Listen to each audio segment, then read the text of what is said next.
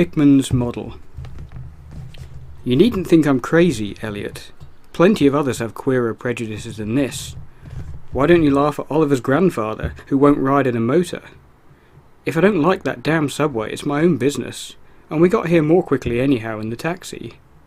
We'd have had to walk up for the hill from Park Street if we'd taken the car. I know I'm more nervous than I was when you saw me last year, but you don't need to hold a clinic over it. There's plenty of reason, God knows, and I fancy I'm lucky to be sane at all. Why the third degree? You didn't used to be so inquisitive. Well, if you must hear it, I don't know why you wouldn't. Maybe you ought to, anyhow, for you kept writing me like a grieved parent when you heard I'd begun to cut the art club and keep away from Pickman. Now that he's disappeared, I go round to the club once in a while, but my nerves aren't what they were. No, I don't know what's become of Pickman, and I don't like to guess. You might have surmised I had some inside information when I dropped him, and that's why I don't want to think where he's gone. Let the police find what they can. It won't be much, judging from the fact they don't know yet of the old North End place he hired under the name of Peters. I'm not sure that I could find it again myself. Not that I'd ever try, even in broad daylight. Yes, I do know, or I'm afraid I know, why he maintained it. I'm coming to that, and I think you'll understand before I'm through why I don't tell the police. They would ask me to guide them, but I couldn't go back there, even if I knew the way. There was something there, and now I can't use the subway or, and you may as well have your laugh at this too, go down into cellars anymore. I should think you'd have known I didn't drop Pickman for the same silly reasons that fussy old women like Dr. Reed or Joe Minnow or Rosworth did. Morbid art doesn't shock me, and when a man has the genius Pickman had, I feel it an honour to know him, and no matter what direction his work takes. Boston never had a greater painter than Richard Upton Pickman. I said it at first, and I say it still. And I never swerved an inch either when he showed that ghoul feeding. That, you remember, was when Minnow cut him. You know, it takes profound art and profound insight into nature to turn out stuff like Pickman's. Any magazine hack can splash paint around wildly and call it a nightmare or a witch's sabbath or a portrait of the devil, but only a great painter can make such a thing really scare or ring true. That's because only a real artist knows the actual anatomy of the terrible or the physiology of fear. The exact sort of lines and proportions that connect up with latent instincts or hereditary memories of fright, and the proper colour contrast and lighting effects to stir the dormant sense of strangeness. I don't have to tell you why a Fuseli really brings a shiver, while a cheap ghost story frontispiece merely makes us laugh. There's something those fellows catch, beyond life, that they're able to make us catch for a second. Doré had it, Sime had it, Angarola of Chicago has it, and Pickman had it, as no man ever had it, or, I hope to heaven, ever will again. Don't ask what it is they see. You know, in ordinary art, there's all the difference in the world between the vital, breathing things drawn from nature or models and the artificial truck that commercial small fry reel off in bare studio by rule. Well, I should say that the really weird artist has a kind of vision which makes models, or summons up what amounts to actual scenes from the spectral world he lives in. Anyhow, he manages to turn out results that differ from the pretender's mince-pie dreams in just about the same way that the life painter's results differ from the concoctions of a correspondence school cartoonist. If I had ever seen what Pickman saw... But no, here, let's have a drink before we get any deeper. Gad, I wouldn't be alive if I'd ever seen what that man, if he was a man, saw. You recall that Pickman's forte was faces. I don't believe anybody since Goya could put so much of sheer hell into a set of features or a twist of expression. And before Goya, you'd have to go back to the medieval chaps who did the gargoyles and chimeras on Notre Dame or Mont Saint-Michel. They believed all sorts of things, and maybe they saw all sorts of things too, for the Middle Ages had some curious phases. I remember your asking Pickman yourself once, the year before you went away, wherever in thunder he got such ideas and visions. Wasn't that a nasty laugh he gave you? It was partly because of that laugh that Reed dropped him. Reed, you know, had just taken up comparative pathology and was full of pompous inside stuff about the biological or evolutionary significance of this or that mental or physical symptom. He said Pickman repelled him more and more every day, and almost frightened him toward the last. That the fellow's features and expression were slowly developing in a way he didn't like, in a way that wasn't human. He had a lot of talk about diet, and said Pickman must be abnormal and eccentric to the last degree. I suppose you told Reed, if you and he had any correspondence over it, that he'd let Pickman's paintings get on his nerves or harrow up his imagination. I know I told him that myself, then. But keep in mind that I didn't drop Pickman for anything like this. On the contrary, my admiration for him kept growing, for that ghoul feeding was a tremendous achievement. As you know, the club wouldn't exhibit it, and the Museum of Fine Arts wouldn't accept it as a gift. And I can add that nobody would buy it, so Pickman had it right in his house till he went. Now his father has it in Salem. You know Pickman comes of old Salem stock, and had a witch ancestor hanged in 1692. I got into the habit of calling on Pickman quite often, especially after I began making notes for a monograph on weird art. Probably it was his work which put the idea into my head, and anyhow I found him a mine of data and suggestions when I came to develop it. He showed me all the paintings and drawings he had about, including some pen and ink sketches that would, I verily believe, have got him kicked out of the club if many of the other members had seen them. Before long I was pretty nearly a devotee, and would listen for hours like a schoolboy to art theories and philosophic speculations wild enough to qualify him for the Danvers Asylum. My hero worship, coupled with the fact that people generally were commencing to have less and less to do with him, made him get very confidential with me, and one evening he hinted that if I were fairly close-mouthed and not too squeamish, he might show me something rather unusual, something a bit stronger than anything he had in the house. You know, he said, there are things that won't do for Newbury Street. Things that are out of place here, and that can't be conceived here anyhow. It's my business to catch the overtones of the soul, and you won't find those in a parvenu set of artificial streets on made land. Back Bay isn't Boston. It isn't anything yet, because it's had no time to pick up memories and attract local spirits. If there are any ghosts here, they are the tame ghosts of a salt marsh and a shallow cove. I want human ghosts, the ghosts of being highly organised enough to have looked on hell and known the meaning of what they saw. The place for an artist to live is in the North End.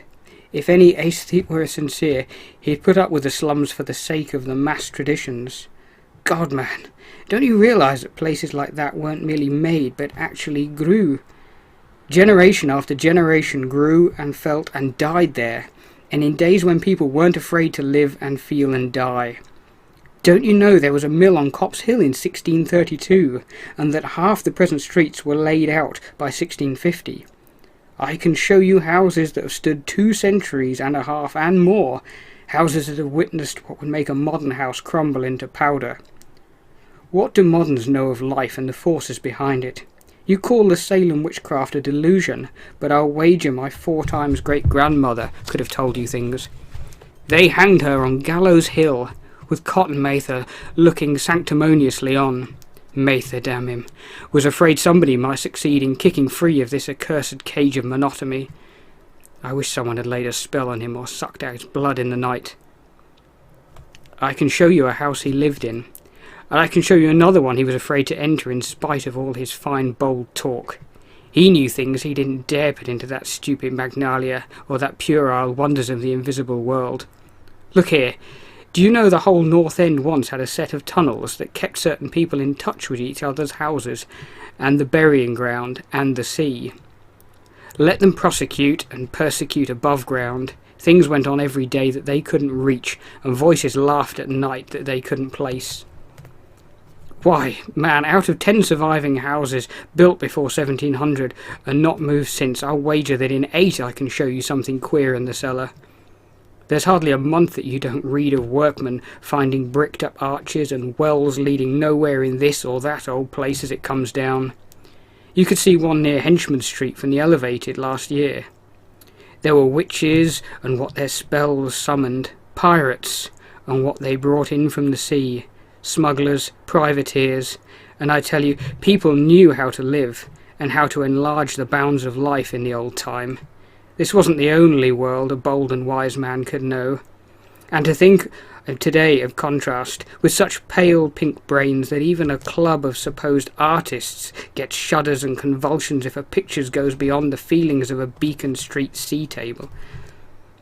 The only saving grace of the present is that it's too damn stupid to question the past very closely.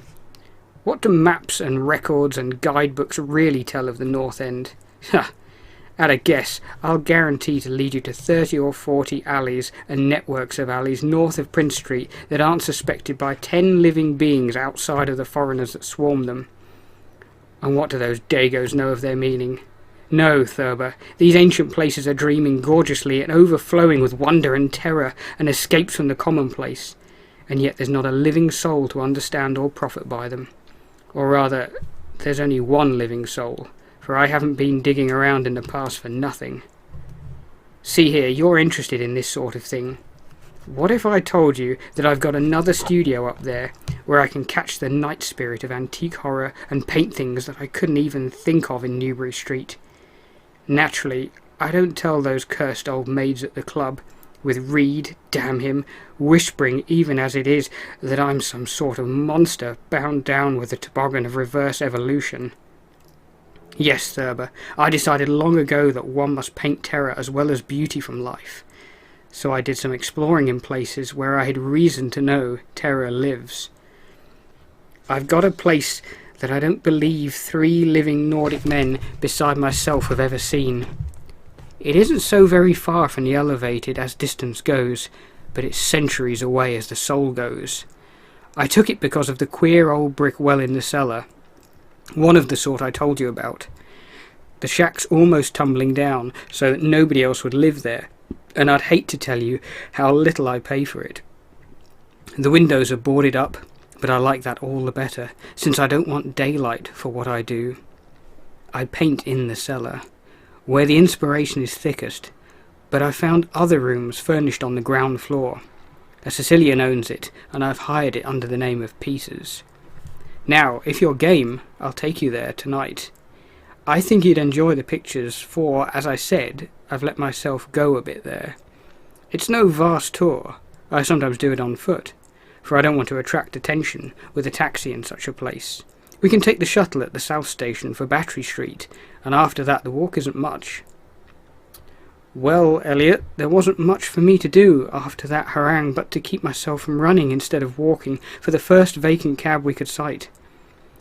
We changed to the elevated at the South Station, and at about 12 o'clock had climbed down the steps at Battery Street and struck along the old waterfront past Constitution Wharf.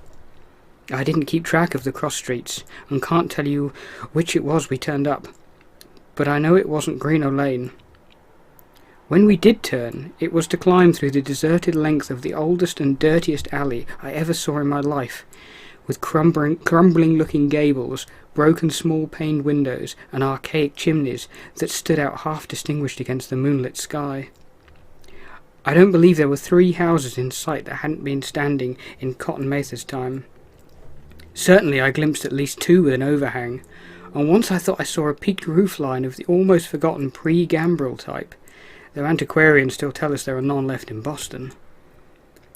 From that alley, which had a dim light, we turned to the left into an equally silent and still narrower alley with no light at all, and in a minute made what I think was an obtuse angled bend toward the right in the dark. Not long after this, Pickman produced a flashlight and revealed an antediluvian 10-panelled door that looked damnably worm-eaten. Unlocking it, he ushered me into a barren hallway with what was once splendid dark oak panelling. Simple, of course, but thrillingly suggestive of the times of Andros and Phipps and the witchcraft. Then he took me through a door on the left, lighted an oil lamp, and told me to make myself at home. Now, Elliot, I'm what the man in the street would call fairly hard-boiled, but I'll confess that what I saw on the walls of that room gave me a bad turn. They were his pictures, you know, the ones he couldn't paint or even show in Newbury Street, and he was right when he said he'd let himself go. Here, have another drink. I need one anyhow. There's no use in my trying to tell you what they were like, because the awful, the blasphemous terror, and the unbelievable loathsomeness and moral fetor came from simple touches quite beyond the power of words to classify. There was none of the exotic technique you see in Sydney Sime, none of the trans-Saturnurian landscapes and lunar fungi that Clark Ashton Smith uses to freeze the blood. The backgrounds were mostly old churchyards, deep woods, cliffs by the sea, brick tunnels, ancient panelled rooms, or simple vaults of masonry. Copp's Hill burying ground, which could not be many blocks away from this very house, was a favourite scene. The madness and monstrosity lay in the figures in the foreground, for Pickman's morbid art was preeminently one of demoniac portraiture. These figures were seldom completely human, but often approached humanity in varying degree. Most of the bodies, while roughly bipedal, had a forward slumping and vaguely canine cast. The texture of the majority was a kind of unpleasant rubberiness. Ugh, I can see them now. Their occupations, well, don't ask me to be precise. They were usually feeding, I won't say on what. They were sometimes shown in groups in cemeteries or underground passages, and often appeared to be in battle over their prey, or rather their treasure trove. And what damnable expressiveness Pickman sometimes gave the faceless, sightless faces of this charnel booty. Occasionally the things were shown leaping through open windows at night, or squatting on the chests of sleepers, worrying at their throats. One canvas showed a ring of them baying about a hanged witch on Gallows Hill, whose dead face held a close kinship to theirs. But don't get the idea that it was all this hideous business of theme and setting which struck me faint. I'm not a 3-year-old kid, and I've seen much like this before. It was the faces, Elliot, those accursed faces that leered and slavered out of the canvas with the very breath of life. By God, man, I verily believe they were alive. That nauseous wizard had waked the fires of hell in Pickman, and his brush had been a nightmare-spawning wand. Give me that decanter, Elliot. There was one thing called the lesson, heaven pity me, that I ever saw it. Listen, can you fancy a squatting circle of nameless dog-like things in a churchyard, teaching a small child how to feed like themselves? The price of a changeling, I suppose.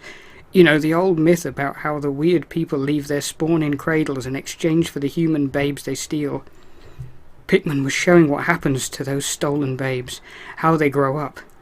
And then I began to see a hideous relationship in the faces of the human and non-human figures. He was, in all his gradations of morbidity, between the frankly non-human and degradedly human, establishing a sardonic linkage in evolution. The dog things were developed from mortals, and no sooner had I wondered what he had made of their own young, as left with mankind in the form of changelings, than my eye caught a picture embodying that very thought. It was that of an ancient Puritan interior, a heavily beamed room with lattice windows, a settle, and clumsy 17th century furniture, with the family sitting about while the father read from the scriptures. Every face but one showed nobility and reverence, but that one reflected the mockery of the pit. It was that of a young man in years, and no doubt belonged to a supposed son of that pious father, but in essence it was the kin of the unclean things. It was their changeling, and in the spirit of supreme irony, Pickman had given the features a very perceptible resemblance to his own. By this time, Pickman had lighted a lamp in an adjoining room and was politely holding open the door for me, asking me if I would care to see his modern studies. I hadn't been able to give him much of my opinions. I was too speechless with fright and loathing, but I think he fully understood and felt highly complimented. And now I want to assure you again, Elliot, that I'm no mollycoddle to scream at anything which shows a bit of departure from the usual. I'm middle-aged and decently sophisticated, and I guess you saw enough of me in France to know that I'm not easily knocked out. Remember too that I'd just about recovered my wind and gotten used to those frightful pictures which turned colonial New England into a kind of annex of hell. Well, in spite of all this, that next room forced a real scream out of me, and I had to clutch at the doorway to keep from keeling over. The other chamber had shown a pack of ghouls and witches overrunning the world of our forefathers, but this one brought the horror right into our own daily life. Gad, how that man could paint! There was a study called Subway Accident, in which a flock of the vile things were clambering up from some unknown catacomb through a crack in the floor of the Boylston Street subway and attacking a crowd of people on the platform.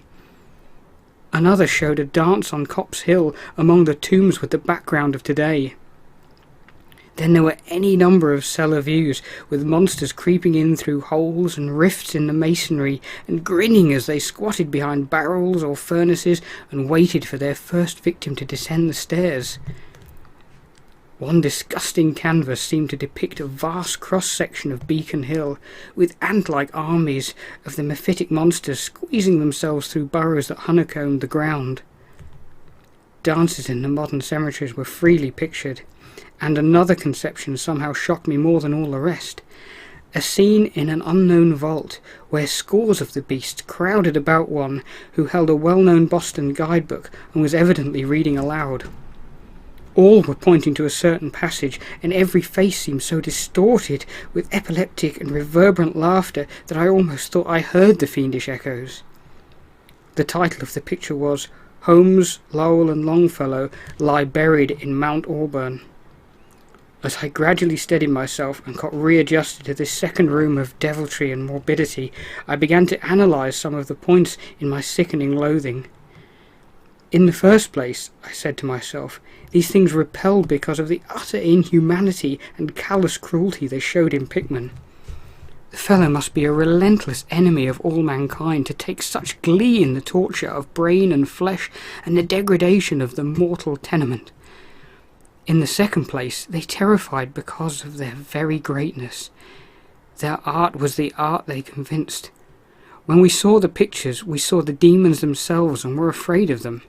And the queer part was that Pickman got none of his power from the use of selectiveness or bizarrerie.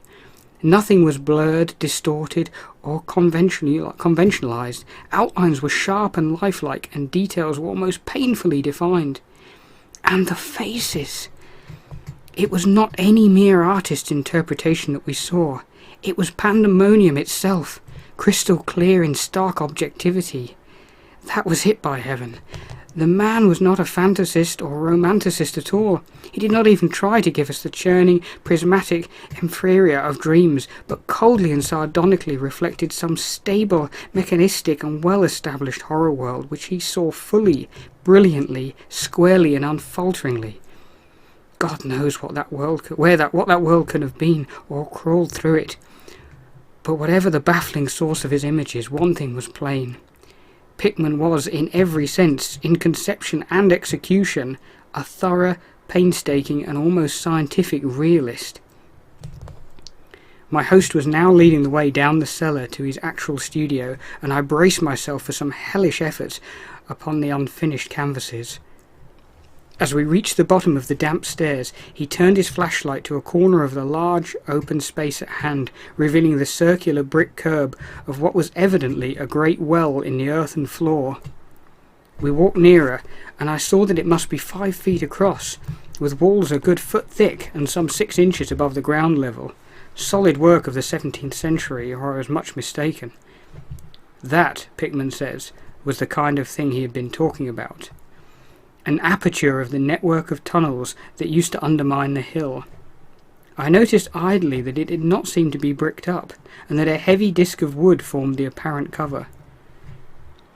Thinking of the things this well must have been connected with if Pickman's wild hints had not been mere rhetoric, I shivered slightly, then turned to follow him up a steep and through a narrow door. I shivered slightly, then turned to follow him up a step and through a narrow door into a room of fair size, provided with a wooden floor and furnished as a studio. An acetylene gas outfit gave the light necessary for work. The unfinished pictures on easels or propped against the walls were as ghastly as the finished ones upstairs, and showed the painstaking methods of the artist. Scenes were blocked out with extreme care, and penciled guidelines told of the minute exactitude which Pickman used in getting the right perspective and proportions. The man was great. I say it even now, knowing as much as I do. A large camera on a table excited my notice, and Pickman told me that he used it in taking scenes for backgrounds, so that he might paint them from photographs in the studio, instead of carting his outfit around the town for this or that view. He thought a photograph quite as good an act as an actual scene or model for sustained work, and declared he employed them regularly. There was something very disturbing about the nauseous sketches and half-finished monstrosities that leered round from every side of the room, and when Pickman suddenly unveiled a huge canvas on the side away from the light, I could not for my life keep back a loud scream. The second I had emitted that night. It echoed and echoed through the dim vaultings of that ancient and nitrous cellar, and I had to choke back a flood of reaction that threatened to burst out as hysterical laughter. Merciful Creator! Elliot, but I don't know how much was real and how much was feverish fancy. It doesn't seem to me that Earth can hold a dream like that. It was a colossal and nameless blasphemy with glaring red eyes, and it held in bony claws a thing that had been a man, gnawing at the head as a child nibbles at a stick of candy. Its position was a kind of crouch, and as one looked, one felt that at any moment it might drop its present prey and seek a juicier morsel. But damn it all, it wasn't even the fiendish subject that made it such an immortal fountainhead of all panic. Not that, nor the dog face with its pointed ears, bloodshot eyes, flat nose and drooling lips. It wasn't the scaly claws or the mould-caked body, nor the half-hooved feet. None of these, though any one of them might well have driven an excitable man to madness. It was the technique, Elliot, the cursed, the impious, the unnatural technique. As I am a living being, I never elsewhere saw the actual breath of life so fused into a canvas. The monster was there. It glared and gnawed and gnawed and glared, and I knew that only a suspension of nature's laws could ever let a man paint a thing like that without a model, without some glimpse of the netherworld which no mortal unsold to the fiend has ever had. Pinned with a thumbtack to a vacant part of the canvas was a piece of paper now badly curled up. Probably, I thought, a photograph from which Pickman meant to paint a background as hideous as the nightmare it was to enhance. I reached out to uncurl and look at it, when suddenly I saw Pickman start as if shot. He had been listening with peculiar intensity ever since my shocked scream had waked unaccustomed echoes in the dark cellar, and now he seemed struck with a fright which, though not comparable to my own, had in it more of the physical than of the spiritual. He drew a revolver and motioned me to silence, then stepped out into the main cellar and closed the door behind him. I think I was paralysed for an instant. Imitating Pickman's listening, I fancied I heard a faint scurrying around somewhere, and a series of squeals or beats in a direction I couldn't determine. I thought of huge rats and shuddered. Then there came a subdued sort of clatter which somehow set me all in gooseflesh. A furtive, groping kind of clatter, though I can't attempt to convey what I mean in words. It was like heavy wood falling on stone or brick. Wood on brick. What did that make me think of? It came again, and louder. There was a vibration, as if the wood had fallen farther than it had fallen before.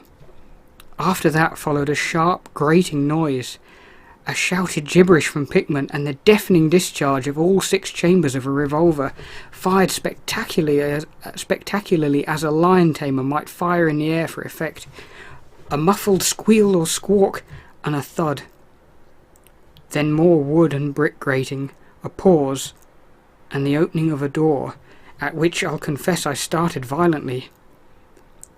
Pickman reappeared with his smoking weapon, cursing the bloated rats that infested the ancient well. The deuce knows what they eat, Thurber, he grinned, for those archaic tunnels touched graveyard and witch den and seacoast, but whatever it is, they must have run short, for they were devilish anxious to get out. Your yelling stirred them up, I fancy. Better be cautious in these old places. Our rodent friends are the one drawback, though I sometimes think they're a positive asset by way of atmosphere and colour. Well, Elliot, that was the end of the night's adventure.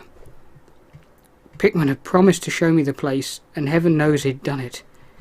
He led me out of that tangle of alleys in another direction, it seems, for when we sighted a lamp-post, we were in a half-familiar street with monotonous rows of mingled tenement blocks and old houses. Charter Street, it turned out to be, but I was too flustered to notice just where we hit it. We were too late for the elevated, and walked back downtown to Hanover Street. I remember that walk. We switched from Tremont up Beacon, and Pickman left me at the corner of Joy where I turned off.